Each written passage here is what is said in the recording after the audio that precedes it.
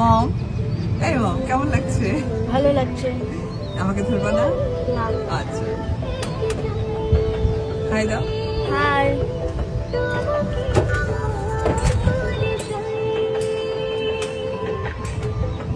কি তোমরা দুজন শুধু পাশাপাশি বসো, কাহিনীটা কি? একদম, মামা মামা ভাই ভাইগনা। না?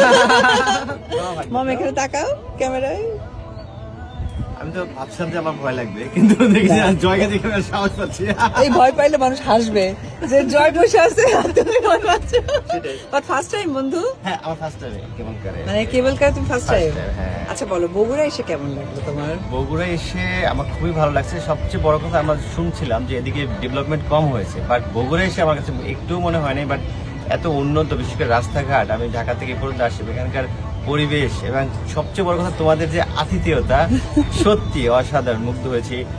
বিশেষ করে তোমার মামার, হ্যাঁ, আর আমার বিশ্বাস জয় খুব এনজয় করছে এবং ওর খুব ভালো লাগছে। তো দেখলাম সেদিন থেকে।